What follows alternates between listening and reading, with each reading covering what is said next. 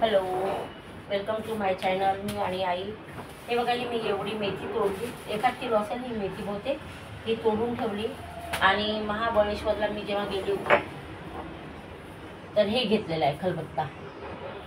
2 खलबत्ते घेतले, एक मुलीसाठी एक माझ्यासाठी. म्हणजे इथे पण छोटा खलबत्ता होता, तर आता हा मोठा खलबत्ता घेतलेला आहे. आणि याला आता वापरीमध्ये येण्यायोग्य करावासाठी मी याच्यामध्ये एक स्क्रब केलेला आहे जर्मनच्या बुचीने. ते घासून काढलं रफ बुचीने. आता याच्यामध्ये काहीतरी वाटायचं, काहीतरी वाटल्याशिवाय हा योग्य म्हणजे होणार नाही, कामामध्ये येणार नाही, कचकच वाटेल. म्हणून याच्यामध्ये आता हे मेथीचे दंठल हे टाकलेलं आहे. याच्यामध्ये थोडंसं पाणी टाकते आणि याला असं वाटून काढते. दोन्ही काढावं लागेल ना, तर असं असं राहावं लागेल. तर मी आता एक व्हिडिओ पण पाहिला, तुम्हाला ते पण सांगते, म्हणजे माझं काम पण होते आणि माझा व्हिडिओ पण बनते. कारण आपलं थॉटचं चॅनल आहे आणि तसं पण मी पुण्याला आहे. पुण्याला असल्या कारणाने माझी व्हिडिओ वेळोवेळी येत नाही आहे, हे तुम्हाला माहीतच आहे. शॉर्ट व्हिडिओ जे काही आहे ती करतेच मी. तर आता याला पण असंच करते. आणि त्यानंतर मग याला ऑइल लावायचं थोडं, तर होऊन जाते. 1-2 वेळा असं वाटत राहावं लागेल मला. त्याच्यानंतर मग तांदूळ वाटावं लागेल, म्हणजे कचपणा निघून जाईल. तर सगळ्या तुम्हाला माहीतच आहे, एक यूट्यूबर आहे आणि त्या दोघे म्हणजे एक आहे यूट्यूबर, तिचीच ती मैत्रीण आहे. तिनेच तिला समोर आणलं आणि तिचा प्रचारही तिने भरपूर चांगल्या पद्धतीने केलेला होता. तिचीच मैत्रीण आहे, मोहिनी हजारेची मैत्रीण आहे ती. तर तिने आधी नवरा म्हणजे तिचा आला होता, मग नवऱ्यासोबत तिने व्हिडिओ काढले. मग माईंचे पप्पा असे, माईंचे पप्पा तसे, असं म्हणून तिने आधी भरपूर त्याचा गाव बाजार केला. म्हणजे त्या माणसाला आवडतही नव्हतं व्हिडिओ काढायला, तरीही मुलगी व्हिडिओ काढायची सगळं त्या नवऱ्यासोबत. ठीक आहे, मग तो झाला. मग तो सोडून गेला, मुलाला सोडून घेतला, मग मी ठेवलं. असं तसं तिने ते सगळं घराने केलं. आता केल्यानंतर काय झालं की मग आयुष्यात माझ्या एक किरण म्हणून आलेला होता. किरण आला, मग त्यांनी मला मदत केली. तो मला खूप आवडतो, तो माझा विश्वासू आहे. काही दिवसानंतर मग तिने असं म्हटलं की नाही, तो मला विश्वास वाटत नाही, त्याच्याबद्दल मला डाऊट वाटतं आहे, तो माझं लाईफ पार्टनर बनू शकते की नाही योग्य, कारण मला मुलगा आहे. असं तसं तिने खूप व्हिडिओ बनवले. आणि तेवढ्याने तिचं पोट नाही भरलं, तर मग लोकांना मदत पण मागितली तिने की मला मदत करा, माझं लाईफ थोडंसं स्ट्रगल लाईफ आहे. लोकांनी मदत पण केली चांगल्या पद्धतीने, भरपूर तिला मदत झाली. मदत केल्यानंतर लोकांनी जर तिला सांगितलं, कारण बघा, आपण जर कोणालाच असो मैत्री संबंध ठेवतो, चांगले संबंध ठेवतो आणि जर मदत मागतो, तर त्या व्यक्तीला अधिकार आहे पूर्ण बोलायचं ना. कारण मदत देऊन विसरून जायचा हा अधिकार नसतो कोणाला पण. आणि मग मदत केल्यानंतर त्याच व्यक्तींना उलटून या बाईने जेव्हा बोलली, खूप प्रश्न समोर आले. मग लोकांनी चांगल्या पद्धतीने मदत केली. कोणी 1000 केली, कोणी 500 केली, जसं ज्याच्यानुसार ज्याला पटलं तशा पद्धतीने लोकांनी मदत केली. आता मदत करणे हा गुन्हा नाही आहे, पण मदत करून घेणे हा पण गुन्हा नाही आहे. ठीक आहे, वेळ आहे, प्रसंग आहे. आपण जेव्हा तुम्हाला यूट्यूब फॅमिली म्हणतो आहे, तर तुम्हाला मदत मागण्याचा पण तेवढाच अधिकार आहे. पण त्या मदत मागितल्यानंतर जर तुमचं कुठेतरी निर्णय घेण्याची वेळ येते, म्हणजे यूट्यूबरची निर्णय घेण्याची जेव्हा वेळ येते, त्यावेळेला ते निर्णय घेण्याच्या वेळेला तुमच्याकडूनच सल्ला घेतला जातो, बरोबर ना. सल्ला घेतला जातो की मी जो निर्णय घेत आहे तो योग्य आहे का, तो चांगला आहे का, तो व्यवस्थित आहे का, तो तुम्हाला पटत असेल तर मला पण पटेल, असं आपण म्हणजे शेजाऱ्याला पण विचारतो. तशाच पद्धतीने आपली यूट्यूब फॅमिली असते. आपण त्यांना प्रत्येक गोष्ट शेअर करतो आणि त्यांना मार्गदर्शन पण विचारतो की बा तुम्ही आम्हाला मार्गदर्शन करावं म्हणून. आणि पुष्कळ लोकांचे चांगले अनुभव, वाईट अनुभव ते आपल्यासोबत शेअर करतात की नाही, माझ्या आयुष्यात असं झालं होतं, माझ्या आयुष्यात तसं झालं होतं. तर अशा पद्धतीने आपण शेअर करतो, बरोबर आहे. आता शेअर केल्यानंतर या बाईने खूप साऱ्या लोकांना इतकी वाईट बोललेली आहे, म्हणजे याचा अर्थ असाच झाला की गरज सरो आणि वैद्य मरो, अशातली ही बाई आहे. आता सांगत आहे, मला एक सांगा, पुण्यासारख्या शहरामध्ये, मी पण आता सध्या पुण्यात राहते मुलीकडे, पुण्यासारख्या शहरामध्ये इतकं महाग आहे. आणि महाग म्हणजे इथे राहणं, कारण इथे सगळं काय म्हणतात ते शिक्षणाच्या बाबतीतलं आहे, खूप चांगलं स्थळ आहे आणि तिथे महागाई राहणारच आहे. अख्ख्या चारी बाजूने लोक येतात तिथे. तर महाग आहे. इतक्या मोठ्या शहरामध्ये ही राहत होती का बरं? आजूबाजूला परिसरामध्ये काय छोटं मोठं गाव नव्हतं का? जेव्हा आणि ताजी तवाणी आहे, तू मदत मागते आहे, तू म्हणते आहे की माझ्या मुलाला 3 दिवसापासून खायला नाही आहे.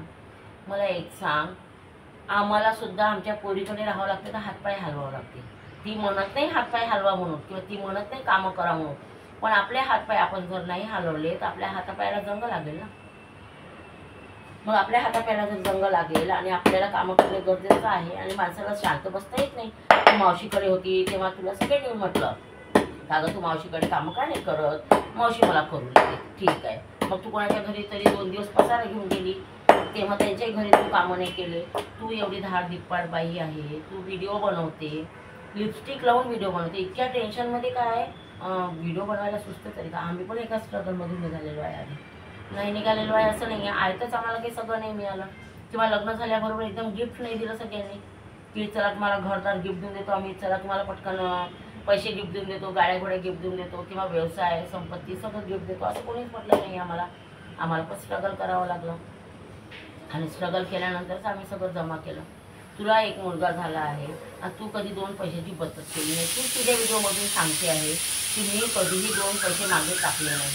काही तुला कळत नाही का गं? आपल्या पोराचा आजार पण येऊ शकतो, आपल्या पोराला शिक्षणाला पैसा लागतो, आपल्या पोराला अदर खर्च आहे, कधी खाण्याची इच्छा झाली, कधी काही लेकरं आहे पडले केले तर खर्च लागतो दवाखान्यामध्ये पण. मग तुला तेव्हा सुचलं नाही का?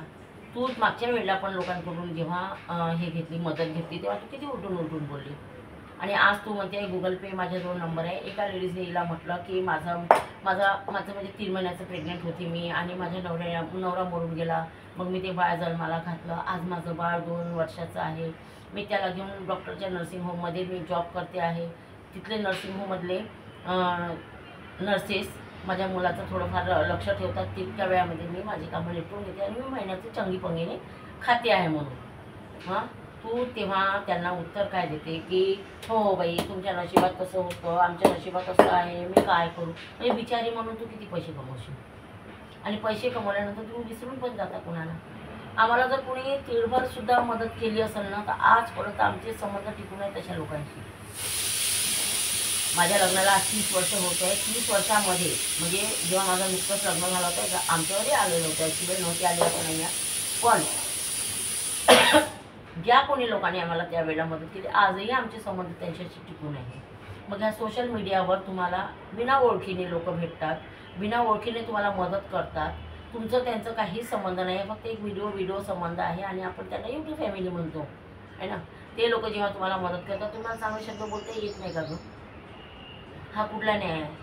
म्हणजे मदत घ्यायची त्यांच्याकडून आणि त्यांनी जर पुढे प्रश्नाचं उत्तर विचारलं ते त्यांना उलटसुलट बोलायचं. तुझ्या वयामध्ये आणि अदर लोकांच्या वयात, मग त्यापेक्षा तर त्या गरीब लोकांना करा ना मदत. तुम्हाला करायचीच आहे 1000-500.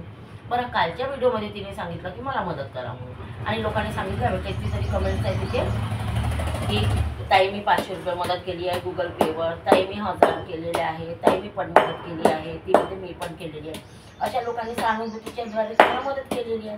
तर तुझं झालं ना गं बाई, झालं ना तुझी मदत. अरे तेवढ्या लोकांमधून जर तितके लोकांनी तुझी व्हिडिओ पाहिले, 4-5 हजार लोकांनी व्हिडिओ पाहिले तुझे काल आणि त्यातले जर 200च लोकांनी केले असेल 200 तरी भरपूर झाले ना. आज परत तुझा व्हिडिओ आला की महिन्याला खायला नाही या, त्याला दवाखान्यात न्यायला किती 1000 रुपये लागते.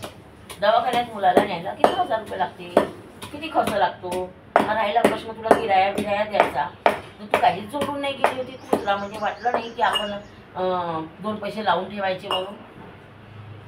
हां, आणि जेव्हा तुला त्या एखाद्या काय म्हणतात त्याला ज्योतिषाने काहीतरी सांगितलं होतं तेव्हा तू किती बोंबाबोंब केली होती गं, किती बोंबाबोंब केली होती. हां, किती लोकांना उलटसुलट बोलली होती. मी लोकांचं ऐकलं. तू सांगतेस कशाला? तुला कोणी विचारताय का कुठून? हां, तू सांगतेस कशाला मग एवढं? नाही सांगायचं ना मग. आणि जर सांगतो आहे आपण तर थोडी सहनशीलता पण ठेवायची, आपण ऐकून घ्यायची. कारण हे सोशल मीडिया आहे, इथे सांगितलं जाते तर ऐकलं पण जाते, ऐकलं जातं तर सांगितलं पण जाते, पण दोन्ही चालते इथे.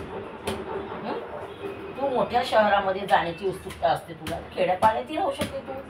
पुण्यासारख्या शहरामध्ये खूप खर्च आहे. एक 50,000 कमवणाऱ्या माणसाजवळ महिन्याच्या शेवटी 2000 रुपये पण नाही राहत. तू तुझं नशीब समज की लोक तुला मदत करतात आहे म्हणून, आणि त्यातही तू जर 2 पैसे जोडून नाही ठेवशील तर काही उपयोगाचं नाही. सगळं मेहनत केल्याशिवाय भेटत नाही बाई. आयतं काहीच नाही मिळत. आयतं तुला खायची सवय झाली आहे, ती गोष्ट वेगळी झाली आहे तुझी. तू कुठेही महिनाभर टिकलेली नाही आहे, कुठेही नाही. महिनाभर जर जॉब करते, ते पुण्यासारख्या शहरामध्ये कामाला बाया करतात, थाटमाटणी येतात, त्यांच्याजवळ भरभरून कानातलं सोनं आहे. मी ते इथली रहिवासी नाही आहे, पण मी फक्त इथे 20 दिवस झालेली आलेली आहे. तर भरभरून कानामध्ये पूर्ण कानातलं भरून आहे हे सोनं. मस्त बॅग वगैरे, मॅचिंग साडी, मॅचिंग ब्लाऊज घेऊन येतात, घालून बरोबर व्यवस्थित कामं दामं करतात आणि चालले जातात. तुझंच पोट नाही भरत. छोट्याशा बाळाला घेऊन लोक आपलं पोट आजीविका चालवतात, पैसा कमवतात. तुझंच पोट नाही भरलं. असं बाय, तुला मागायची एकदाची सवय झाली आहे. पब्लिकला मी एवढंच सांगेल की प्लीज अशा लोकांना मदत करण्यापेक्षा एखाद्या गरीब, लंगडं, अपंग, वृद्ध लोकांना करा. त्यांच्याच्याने खरंच कामं नाही होत. हिच्याच्याने कामं होऊ शकते, ही करू शकते. ही जिथे सामान ठेवते आहे ना, तिथल्या फक्त किराया काढण्यापुरतं हिने जर दिले पैसे ना, बाकी रोज मेहनत करून रोज खाऊ शकते. आणि पुण्यासारख्या शहरामध्ये लेबर लोकांची पण तेवढीच गरज आहे. जेवढी इथे लोक राहतात ना, तेवढी लेबर लोकांची पण गरज आहे. काम करणाऱ्याची पण गरज आहे. आणि 150-200 रुपये सहजपणे कोणी पण देते इथं काम करायची. 4-5 हजार रुपये महिना सहज देते. भांडीवाली सुद्धा 1000-1500 रुपये महिना घेते. 4 घरची कामं करते बाकायदा, सकाळपासून संध्याकाळ दुपार, म्हणजे 2-3 तासामध्ये. आणि बऱ्यापैकी खाणं पिणं करते ती, आपल्या मुलाचा सांभाळ करते. त्याच्यामुळे अशी सवय लावू पण नका. माहिती आहे का तुम्ही, मी पब्लिकला एवढंच सांगेल की तुम्ही अशा लोकांचा सवय लावू नका भीक मागायची. आपण देतो, हे आपण दान करतो आहे, पण अशा लोकांना सवय पण लागून जाते. तर अशा सवयीपासून यांना लांब ठेवा. यांच्या सवयी आपण बिघडवतो आहे. दान करण्यापेक्षा यांना कामं करायचा सल्ला द्या की जा बाई तू एखाद्या ठिकाणी काम कर. 8 दिवस जरी तू कामं केले ना, 8 दिवस तुझा आता खर्च निघून गेलेला आहे. 8 दिवस तू काम कर. 8 दिवसाची रोजीरोटी तिथून उचलतो आणि आपल्या घरी किराणाभर मस्तपैकी खाऊ शकतो. काही गरज नाही बाहेरचं वगैरे खायची. अरे आम्ही एवढे पैसेवाले राहून मला बाहेरचं खायला नाही आवडत. जास्त कामापुरतं ठीक आहे, एखाद्या वेळेला ठीक आहे. प्रत्येकच वेळेला आपण बाहेरचं खातो म्हटलं तर मला लाख रुपये जरी माझ्याजवळ आले तरी मला कमी आहे. तर चला बाय. कसं वाटते माझा व्हिडिओ नक्कीच सांगा आणि कमेंट्स करायला विसरू नका. तर धन्यवाद.